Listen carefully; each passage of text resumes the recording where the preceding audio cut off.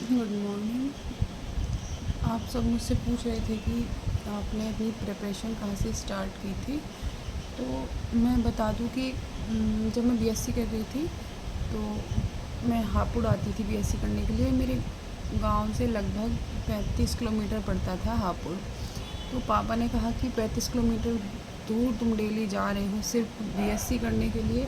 मेरा final BSc होने वाला था, तो पापा ने कहा कि इससे तो अच्छा है कोई कोचिंग ज्वाइन कर लो, वहाँ पे और 1-2 घंटा कोचिंग में दे दिया करो।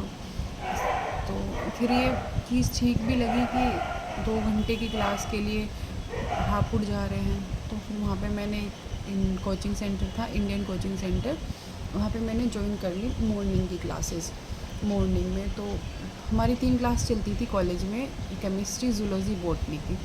तो हमारा क्या था, हम जिस दिन प्रैक्टिकल होता था उस दिन की क्लासें अटेंड कर लेते थे, लास्ट वाली। तो फिर मैंने सुबह अपनी कोचिंग की क्लासेस स्टार्ट की, उसके बाद मैं कॉलेज चली जाती थी। तो इस तरह मेरा फिर वहाँ से बेसिक कंप्लीट हो गया, मतलब मेरा बेस अच्छा हो गया एग्ज़ाम देने के लिए। उसके बाद मेरा बीएससी कंप्लीट हो गया, फिर मैंने बीएड में एडमिशन ले लिया। तो एडमिशन से पहले जब मैं कोचिंग ही कर रही थी, जब बीच में छुट्टियाँ पड़ी थी जून जुलाई की, जून में, तो मैंने एग्ज़ाम वहाँ पे मॉक होता था डेली, तो मैंने मॉक दिया। तो मेरे मैथ्स में 40 आउट ऑफ 40 थे, क्योंकि 40 मार्क्स का वहाँ पे टेस्ट हुआ था उस दिन। तो मोस्टली वहाँ पे टेस्ट होती थी, तो मेरे मैथ्स में मैं अच्छा ही स्कोर करती थी। मैथ्स मेरा अच्छा है, मुझे मैथ्स में इंटरेस्ट भी सबसे ज़्यादा है। मैं घर पे ट्यूशन भी पढ़ाती थी हाई स्कूल इंटर के बच्चों को। मैथ्स तो हाई स्कूल तक के बच्चों को पढ़ाती थी, 12th में केमिस्ट्री पढ़ाती थी। जब मैं बीएससी फर्स्ट ईयर कर रही थी तब से मैंने ट्यूशन स्टार्ट किया था। तो मैथ्स पे मेरी बहुत अच्छी पकड़ हो चुकी थी। तो फिर वहाँ पे जो डायरेक्टर थे वो एनालिसिस करते थे, टेस्ट देखते थे कि किस बच्चे का कैसा स्कोर है। तो एक दिन ऐसी रैंडमली वो क्लास में आ गए, उन्होंने लिस्ट लगी देखी, तो पूछा ये बच्ची कौन है। तो मैं खड़ी हो गई, उन्होंने कहा ये बच्ची ज़रूर एसएससी के फील्ड में कुछ अच्छा कर लेगी, अगर मेहनत करेगी, अभी इसकी एज भी कम है, इसके पास टाइम है, ये बहुत अच्छा कर जाएगी। तो दिमाग में बैठ गया कि हाँ एसएससी करेंगे, एसएससी का एग्ज़ाम देंगे। उसके बारे में नॉलेज कुछ नहीं थी कि एसएससी में किस चीज़ की पोस्ट निकलती है, क्या निकलता है, बस हम कंपटीशन की तैयारी में लग गए थे। पापा ने कहा ऐसी कि जाते हो डेली तो इससे अच्छा कोई कोचिंग भी कर लो। जिन्होंने कहा कि एसएससी में अच्छा कर जाएगी तो एसएससी की तैयारी कर ली। तो फिर मैंने फॉर्म डाला था सीपीओ का। उसके बाद मेरी बीएड की क्लासेस शुरू हो गई और मैंने कोचिंग वहीं पे ड्रॉप कर दिया। तो मैं थोड़ा थोड़ा घर पे पढ़ लेती थी रात को, जो अपने सिलेबस से अलग बचता था टाइम, अपनी बीएड की पढ़ाई से अलग, उसमें मैं पढ़ लेती थी। मेरा सीपीओ बीएड के दौरान ही मेरा सीपीओ कंप्लीट का पेपर जो था वो क्रैक हो गया, प्रीलिम्स। पहले ये था सीपीओ में कि पहले प्रीलिम्स होता था, उसके बाद मेंस होता था, उसके बाद फिर फ़िज़िकल और फिर मेडिकल होता था। अब तो ये कर दिया कि पहले प्रीलिम्स है, फिर फ़िज़िकल और मेडिकल, फ़िज़िकल है उसके बाद मेंस है। अब तो इस तरह का क्राइटेरिया कर दिया, तब ये था। तो मैंने प्रीलिम्स दिया, मेरे अच्छा स्कोर आया। मैंने मेंस दिया, मेरा मेंस में भी काफ़ी अच्छा स्कोर आया। मैं इलाहाबाद मेरा मेंस हुआ था उस टाइम पे। लखनऊ मेरा फ़िज़िकल और मेडिकल था। तो उस टाइम मैं मेडिकल अनफिट थी, क्योंकि मुझे आई साइड में प्रॉब्लम थी। तो यहाँ से मुझे एक होप मिली कि हाँ शायद मैं अब सीजीएल में बैठ पाऊँ और अच्छा स्कोर कर पाऊँ। तो 2017 में मैंने सीजीएल का फर्स्ट अटैम्प्ट दिया, प्रीलिम्स दिया, मेरा अच्छा स्कोर आया। उस टाइम पे पता नहीं क्या हुआ कि भर्ती पे रोक लग गई, और काफ़ी टाइम तक शायद उस पर धरना प्रदर्शन इस तरह की चीज़ें होती रही थी। इसी दौरान मेरा आर्मी का एग्ज़ाम, आर्मी टेट AWES की वैकेंसी आती है, उसमें मेरा सिलेक्शन हो गया। बहुत सारे वनडे एग्ज़ाम्स क्लियर हुए जिनमें फाइनली सिलेक्शन नहीं हो पाया था, लेकिन एग्ज़ाम क्लियर हो गए थे। फिर मेरा यूपी प्राइमरी का पेपर था, मेरे टेट में बहुत अच्छे मार्क्स थे, 110 थे, उसको सुपर टेट होने वाला था। और उससे पहले ही जो इस 2016 में जो यूपीएसआई के फॉर्म भरे गए थे, उसके साथ मेरा टीजीटी का फॉर्म भी, मैंने दोनों एक साथ फॉर्म फिल किए थे, यूपी टीजीटी और यूपीएसआई का।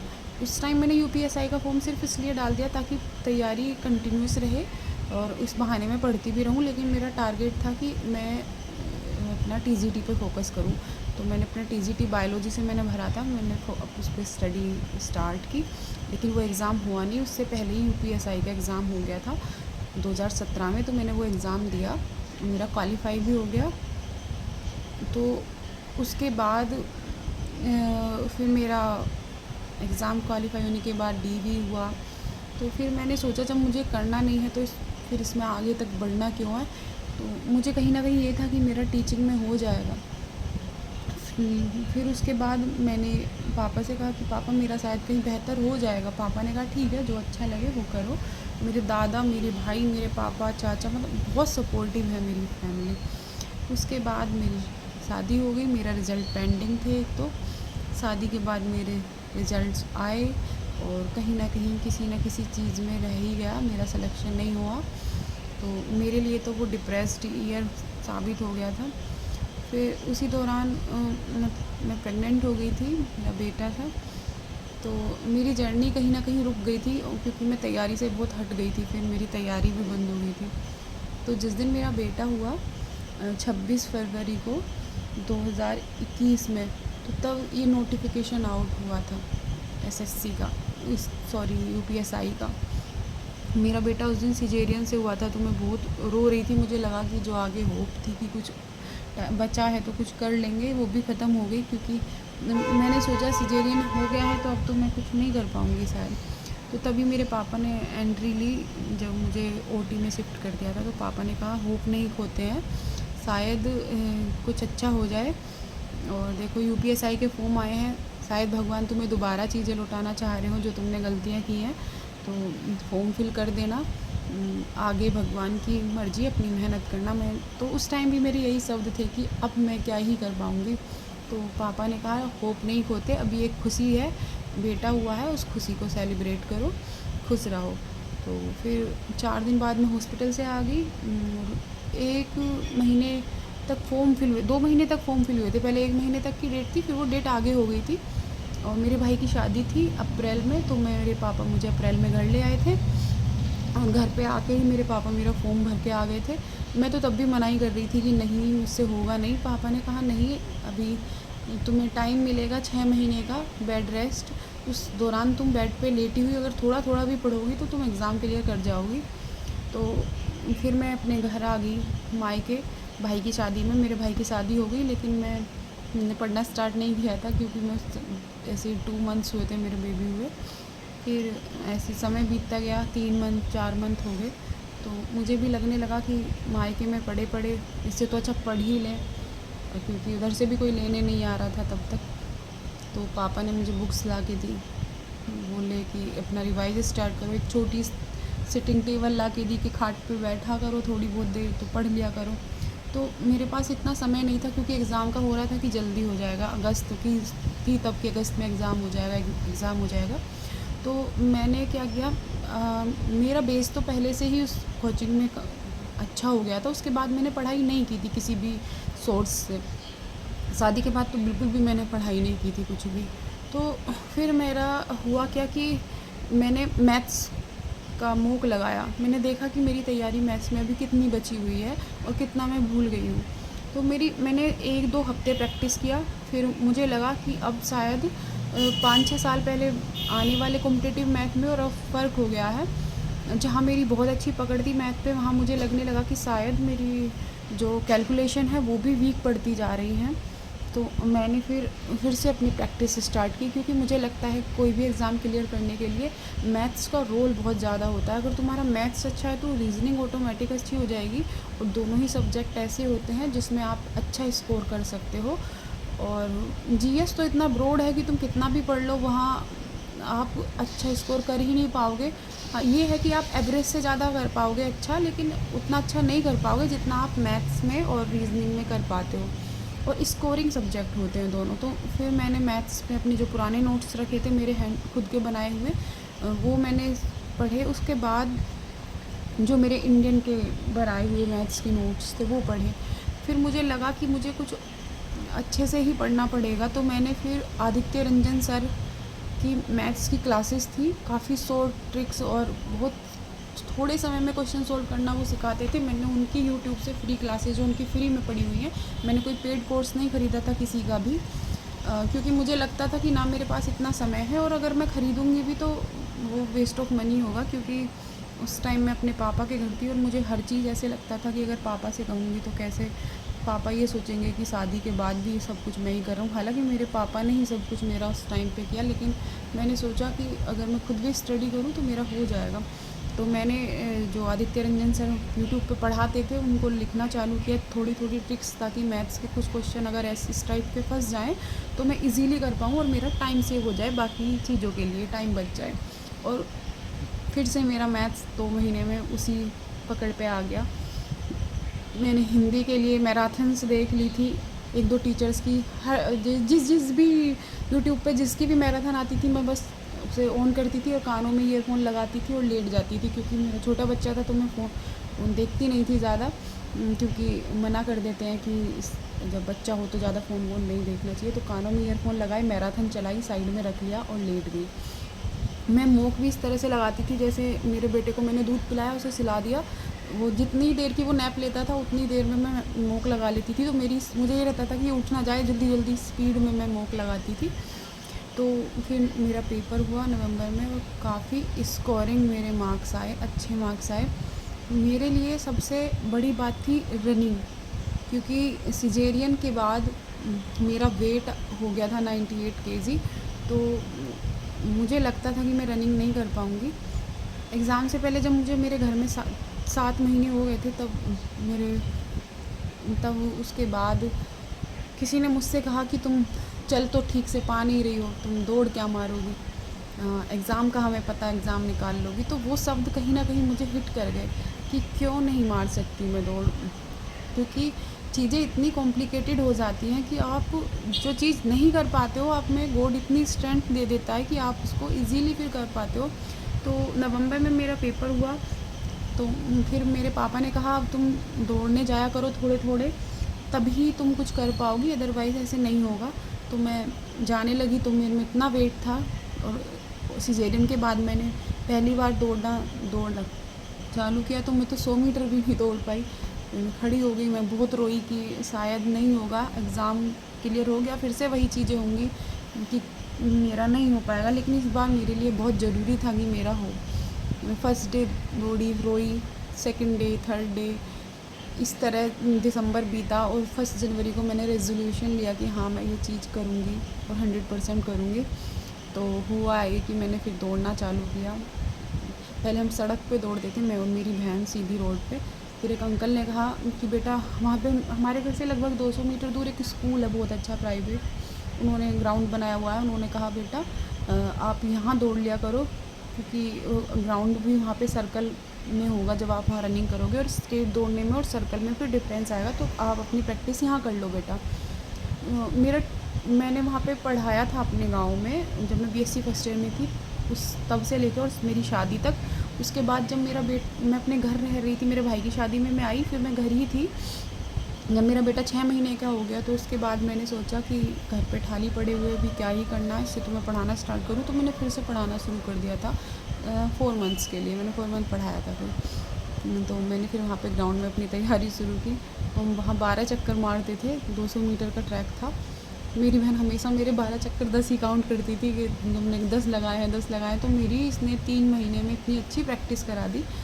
लेकिन हाँ ये था कि ग्राउंड पे जाते जाते भी, जिस दिन मेरा फिजिकल था 21 मई को, उस दिन तक भी मुझे ये लग रहा था कि मुझसे नहीं होगा। और यकीन मानो जब मैं वहाँ पे एंट्री ले रही थी तो जो भी मुझे देख रहा था वही कह रहा था कि ये लड़की आई क्यों है, इससे तो दौड़ लगेगी ही नहीं, बेचारी कितनी मोटी है, कैसे दौड़ेगी, चलो देख लेगी, शायद कोशिश करने आई है। तो फिर जब अंदर एंट्री करी और मैं ग्राउंड पे बैठी थी वहाँ, तो लड़कियां आपस में बातें कर रही थी कि मैं तो 10 मिनट में मार देती हूँ, मैं 11 मिनट में, मैं 12 मिनट में मार देती हूँ। तो उन सब के बीच मैं ही अकेली ऐसी बैठी थी जिसकी रनिंग 16 मिनट में कंप्लीट होती थी। तो मुझे लगा शायद मेरा तो हो ही नहीं पाएगा रनिंग आज।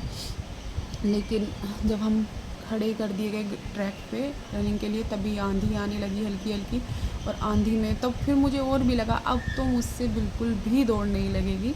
लेकिन वही कहते हैं ना कि भगवान आपको बहुत अच्छी एक अपॉर्चुनिटी देता है तो आप उसको ग्रैब कर लीजिए। फिर मुझे मेरे दोस्त की बात याद आ गई कि अगर तुझसे नहीं होगा तो फिर किसी से भी नहीं होगा, और याद करना अपना वो समय कि अगर दौड़ नहीं लगी तो फिर क्या होगा। तो मैंने वही सोचा और दौड़ मार दी। मेरी वहाँ पे जब हम बैठे थे रनिंग से पहले, तो एक लड़की थी, मेरी बहुत अच्छी दोस्त बन गई थी उसके बाद तो उसने मुझसे कहा कि घबराना मत, ऐसे ही बातें करते हैं, और जो ये 10-12 मिनट वाले हैं शायद ये रनिंग नहीं मार पाएंगे, तुम मार पाओगी, तुम हौसला रखना। तो जब मैं अपने चक्कर कंप्लीट करके रुकी 6 चक्कर, तो उसने कहा कि शायद तुम्हारा एक चक्कर कम रह गया है, मैं तुम्हारे साथ दौड़ लूँगी, तुम दौड़ लो एक चक्कर और। मैंने कहा नहीं, मेरे पूरे हो गए। उसने कहा नहीं, अभी पूरे नहीं हुए होंगे, क्योंकि उसे लगा कि जल्दी तो मैं नहीं मार पाऊँगी, इतनी हेल्दी हूँ। तो उससे थोड़ी सी टाइम बाद ही मैं रुक गई थी। उसे लगा कि शायद इसका नहीं हुआ एक चक्कर। तो मैंने कहा कि अब मुझे आदत है, मैं चक्कर कम नहीं गिने होंगे, क्योंकि मैं 12 चक्कर मारती थी, और मैं 12 फिंगर्स पे काउंट करती थी दौड़ मारती। तो यहाँ तो 6 ही चक्कर थे, तो मैंने काउंट कर लिया है सही से। हम ग्राउंड में बैठ गए। जब वहाँ पे उन्होंने रिज़ल्ट अनाउंस किया, तो जो लड़कियाँ बातें कर रही थी हमारा 12, 10, 11 का टाइम है, उनका रहा नहीं, वो डिस्क्वालीफाई हो गई। तो मैंने उसकी तरफ देखा, अपनी दोस्त, जो मेरी वहाँ पे एक दोस्त बन गई थी, मैंने कहा मेरा तो हुआ ही नहीं होगा। फिर उसने कहा नहीं, तेरा हो गया होगा। तो फिर पहले उसका नाम बोला गया कि क्वालिफाइड, उन्होंने शायद 13 मिनट में ही रनिंग मार दी थी उसने। फिर मेरा बोला, तो मेरा 14 मिनट में रनिंग हो गई थी। मैं तो उसको देखती रह गई कि 14 मिनट में। मुझे तो ये था कि मेरी अगर 15 क्या 59 पे भी लग जाए तो मैं बस क्वालिफाई हो जाऊँ, इन हो जाऊँ मैं कैसे ही ना कैसे ही रनिंग में। फिर मेरा एग्ज़ाम रनिंग का क्वालिफाई हो गया। फिर हम दोनों बाहर निकले ग्राउंड से, तो उसने अपने पापा से कहा, पापा देखो ये लड़की है ना, जिसकी कह रहे थे आप ये दौड़ नहीं मार पाएगी शायद बेचारी, देखो पापा इसने मार दी दौड़, और इसके एक बेटा भी है छोटा सा। तो वो उसके बाद से वो हमारे टर्म्स इतने अच्छे हो गए कि वो अभी भी आते हैं, हमारे घर पे आते हैं अंकल। बाहर मेरे पापा और मेरा बेटा बैठा हुआ था, और मेरे पापा की दोस्त हैं वो बैठे हुए थे गाड़ी में। मैंने आके कहा पापा मैंने दौड़ मार दी। तो मेरे पापा हाथ जोड़े हुए बैठे थे, पूरे आँखों में आंसू भरे हुए थे। पापा को एक बार को तो बिल्कुल ऐसे के ऐसे ही रह गए, जैसे मैंने बताया कि पापा मेरा हो गया है। फिर मेरे लिए तो वो टाइम ऐसा था कि मैं बिलीव ही नहीं कर पा रही थी, खुद को पिंच कर रही थी। फिर मेरे पापा ने घर मेरे चाचा को फ़ोन किया, मेरी मम्मी को बताया, मेरे भाई को फ़ोन किया, मेरे दादा को बताया। मतलब मेरे लिए तो वो दिन ऐसे था जैसे मैंने बहुत बड़ी अपॉर्चुनिटी ग्रैब कर ली है। हालांकि ये मेरे लिए इतनी बड़ी बात नहीं थी। इससे पहले मैंने 2 बार एसआई का एग्ज़ाम क्रैक किया था, यूपीएसआई और सीपीओ-एसआई का। लेकिन उस टाइम ये जॉब मेरे लिए ऐसे थी जैसे कि मरते को पानी मिल गया हो, और इस तरह मेरा सिलेक्शन हो गया। और रही एग्ज़ाम्स को क्रैक करने के लिए कि कितना पढ़ें, कितने घंटे पढ़ें, कैसे पढ़ें, तो घंटे मायने नहीं रखते, जितना पढ़ो इफ़ेक्टिव पढ़ो और एग्ज़ाम्स में आने लायक पढ़ो।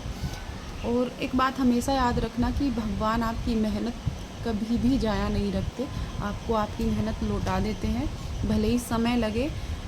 ये चीज़ अलग है, अगर आप ट्रैक से अलग हट गए हैं तो भगवान आपको वहाँ से चीज़ें आपको रोक लेगा, लेकिन अगर फिर से आप अपने ट्रैक पे आ रहे हैं तो भगवान आपको ज़रूर लौटाएगा। तो मेहनत करते रहिए। बाकी बुक्स से और अदर चीज़ें से रिलेटेड वीडियो मैं जल्दी बनाऊँगी। आप मेरा यूट्यूब चैनल सब्सक्राइब कर लीजिए, और फिर आपको जो कुछ भी अब नेक्स्ट वीडियो में जानना हो आप इसमें कमेंट कर दीजिएगा, मैं ज़रूर आपको बता दूँगी।